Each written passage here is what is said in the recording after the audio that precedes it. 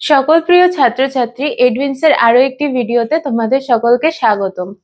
আজ আমি দশম শ্রেণীর জীবন বিজ্ঞান বিষয়ের প্রথম অধ্যায় থেকে একটি গুরুত্বপূর্ণ প্রশ্ন সম্পর্কে আলোচনা করব। সেটা হচ্ছে উদ্ভিদ দেহের চলন, ন্যাস্টিক চলন সম্পর্কে আলোচনা করব, অর্থাৎ 3rd নম্বর চলন বা 3 নম্বর যে চলনটা সেটা সম্পর্কে আলোচনা করব। উদ্ভিদ দেহের চলন কত প্রকারের হয়ে থাকে? দেখো, উদ্ভিদ দেহে চলন কয় প্রকার? 3 প্রকার। ফার্স্টে হচ্ছে ট্যাকটিক চলন বা আবিষ্ট চলন। সেকেন্ড হচ্ছে ট্রপিক চলন বা দিক নির্ণীত চলন।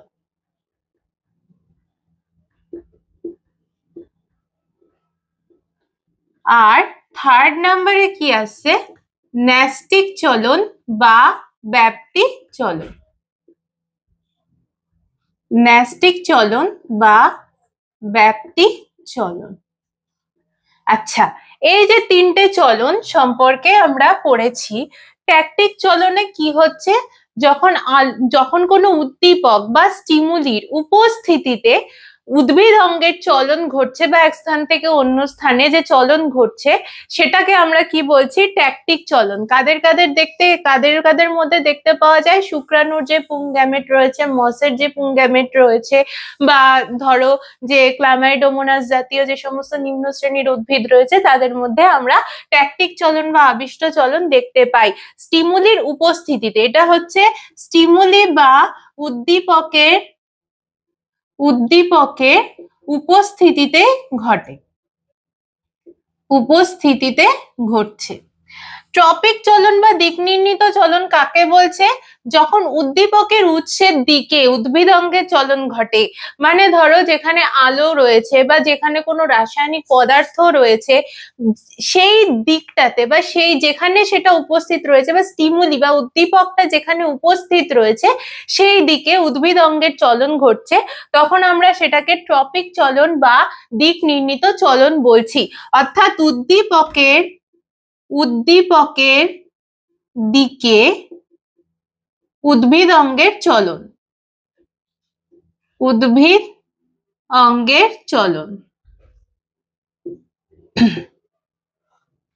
আর আজকে আমরা যেটা সম্পর্কে আলোচনা করব সেটা হচ্ছে 3rd নম্বর চলন বা ন্যাস্টিক চলন বা ব্যাপ্তি চলন।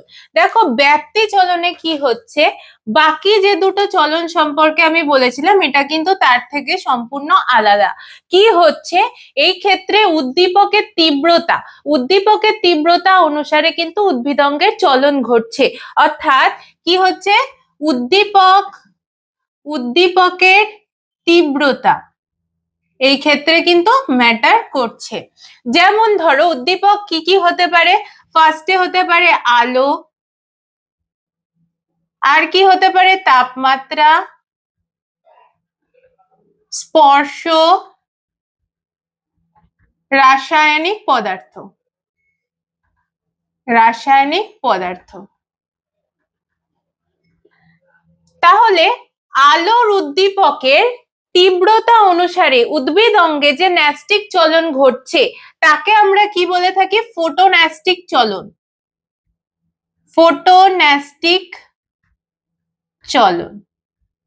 তাহলে ফোটোন্যাস্টিক চলন কাকে বলছে? আলোর তীব্রতা অনুসারে উদ্ভিদ অঙ্গের চলন। আলোর তীব্রতা অনুসারে উদ্ভিদ অঙ্গের যে চলন ঘটছে তাকে আমরা বলে থাকি ফোটোন্যাস্টিক মুভমেন্ট বা ফোটোন্যাস্টিক চলন। দেখো, এবার তোমাদের মনে কোশ্চেন আসতে পারে, আলোর তীব্রতা বেশিও হতে পারে আবার আলোর তীব্রতা কমও হতে পারে। আলোর তীব্রতা যখন বেশি হয় তখন উদ্ভিদ অঙ্গের যে চলন ঘটছে সেটাকে পজিটিভ ফোটোন্যাস্টিক মুভমেন্ট বলছে। তাহলে পজিটিভ ফোটোন্যাস্টিক মুভমেন্ট কাকে বলছে? Positive photonastic movement. আর আরেকটা থাকে নেগেটিভ ফোটোন্যাস্টিক মুভমেন্ট।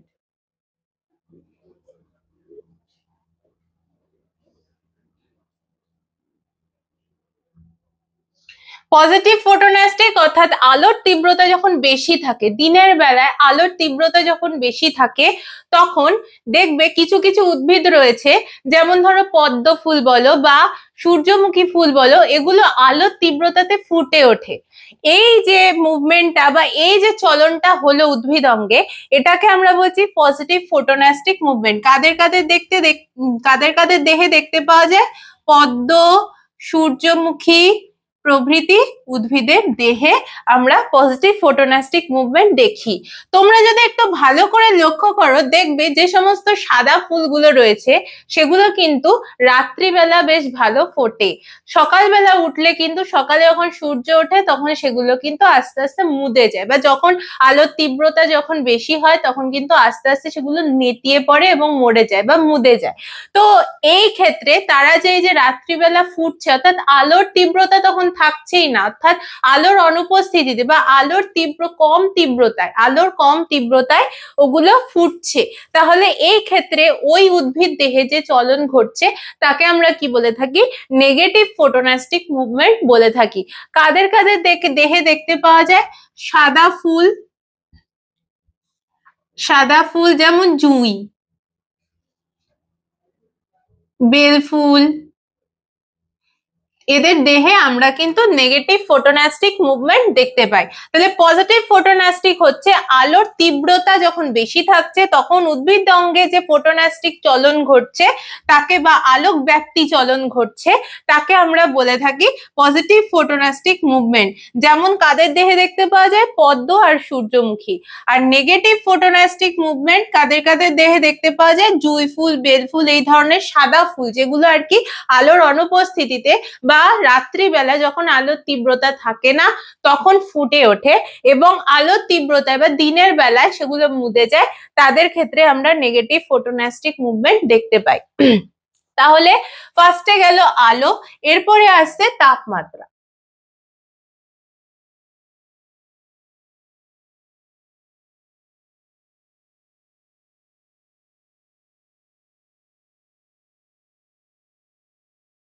আচ্ছা, এরপরে আসছে কি? তাপমাত্রা। অর্থাৎ তাপমাত্রার তীব্রতা অনুসারে কিছু কিছু ফুল ফোটে, আবার তাপমাত্রা যখন কম থাকে সেই অবস্থায় কিছু কিছু ফুল ফোটে। তাহলে তাপমাত্রার তীব্রতা যখন বেশি থাকে তখন উদ্ভিদ অঙ্গের যে ন্যাস্টিক চলন ঘটছে বা ব্যাপ্তি চলন ঘটছে তাকে আমরা কি বলে থাকি? Thermonastic movement. থার্মোন্যাস্টিক চলন বা তাপব্যাপ্তি চলন। আচ্ছা, তাহলে থার্মোন্যাস্টিক চলন কাকে বলছে বা তাপব্যাপ্তীয় চলন কাকে বলছে? অর্থাৎ তাপমাত্রার তীব্রতা অনুসারে এটা সংঘটিত হচ্ছে। তাপমাত্রা যখন বেশি থাকছে তখন এই ধরনের ন্যাস্টিক চলন বা ব্যাপ্তি চলন উদ্ভিদ দেহে আমরা দেখতে পাচ্ছি। যেমন তোমরা লক্ষ্য করবে টিউলিপ ফুল বেশি তাপমাত্রায় ফোটে, আবার কম তাপমাত্রায় মুদে যায়। তাহলে টিউলিপ ফুলের দেহে বা টিউলিপ জাতীয় উদ্ভিদের দেহে যে চলন ঘটছে, উদ্ভিদ অঙ্গে যে চলন ঘটছে সেটা হচ্ছে থার্মোন্যাস্টিক চলন, অর্থাৎ তাপমাত্রার তীব্রতা অনুসারে ওটা কিন্তু নিয়ন্ত্রিত হচ্ছে। এরপরে আসে স্পর্শ ব্যাপ্তি বা সিজমোন্যাস্টিক চলন। সিজমোন্যাস্টিক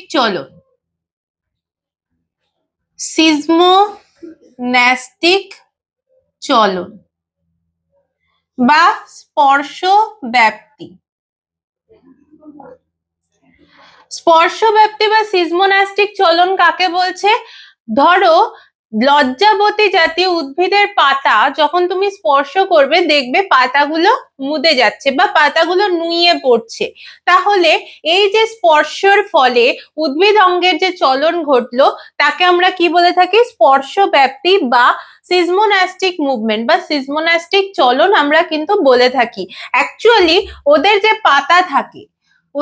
পাতা থাকে সেই পাতাগুলোর বৃন্তে পালভিনাস জাতীয় কিছু কোষ থাকে। কি কোষ? পালভিনাস জাতীয় কোষ থাকে, পালভিনাস কোষ।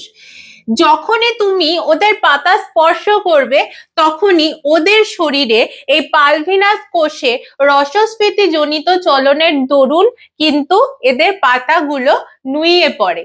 তাহলে তুমি যে হাতে স্পর্শ করলে সেটা কিন্তু উদ্দীপকের মতো ওদের দেহে কাজ করলো এবং ওদের পালভিনাস কোষে রসস্ফীতি চলনের জন্য কিন্তু আমরা ওদের দেহে এই স্পর্শ ব্যাপ্তি বা সিজমোনাস্টিক মুভমেন্ট দেখতে পাই। লাস্টে আসে রাসায়নিক পদার্থের থ্রু যে উদ্ভিদ অঙ্গের চলন ঘটছে, উদ্ভিদ অঙ্গে যে ব্যাপ্তি চলন বা ন্যাস্টিক মুভমেন্ট ঘটছে সেটাকে আমরা কি বলে থাকি? কেমোন্যাস্টিক। কেমোন্যাস্টিক চলন, কেমোন্যাস্টিক চলন বলে থাকি। তাহলে কেমোন্যাস্টিক চলন কাকে বলছে? অর্থাৎ কোনো রাসায়নিক পদার্থ, সেটা ইথার হতে পারে, প্রোটিন হতে পারে, ক্লোরোফর্ম হতে পারে, এদের উপস্থিতিতে যখন উদ্ভিদ অঙ্গের চলন ঘটছে তখন সেটাকে আমরা বলে থাকি কেমোন্যাস্টিক মুভমেন্ট।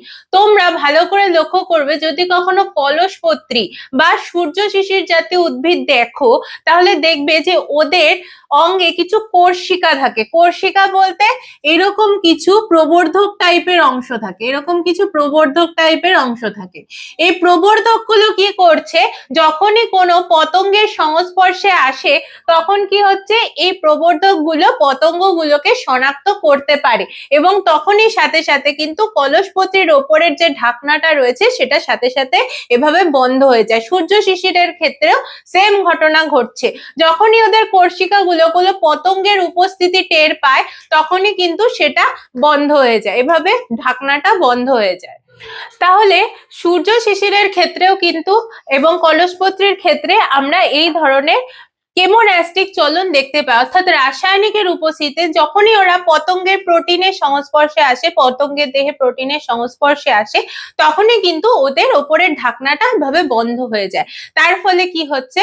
তার ফলে পতঙ্গর শরীরের যে প্রোটিন তারা কিন্তু সেটা শোষণ করে বেঁচে থাকছে।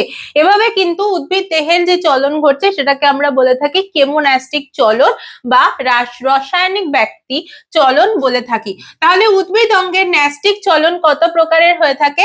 Photonastic movement, thermonastic movement, seismonastic movement আর লাস্টে আসে কেমোন্যাস্টিক মুভমেন্ট।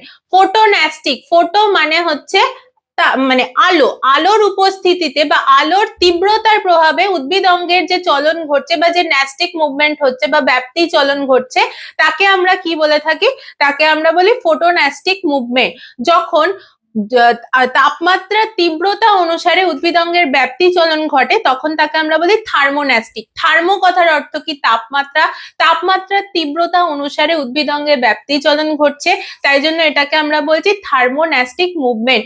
সিজমোন্যাস্টিক, স্পর্শ, স্পর্শের কারণে বা স্পর্শ উদ্দীপকের কারণে উদ্ভিদ অঙ্গের যে চলন ঘটছে বা যে ব্যাপ্তি চলন ঘটছে তাকে আমরা বলি সিজমোন্যাস্টিক মুভমেন্ট। আর লাস্টে কেমোন্যাস্টিক, কেমো অর্থাৎ রাসায়নিক, রাসায়নিক পদার্থের উপস্থিতির কারণে বা রাসায়নিক পদার্থের তীব্রতার কারণে যখন উদ্ভিদ অঙ্গের চলন ঘটছে তখন সেটাকে আমরা বলে থাকি কেমোন্যাস্টিক মুভমেন্ট। তাহলে আজ আমরা শিখলাম ন্যাস্টিক মুভমেন্ট কাকে বলছে, ন্যাস্টিক মুভমেন্ট কত প্রকার এবং কি কি।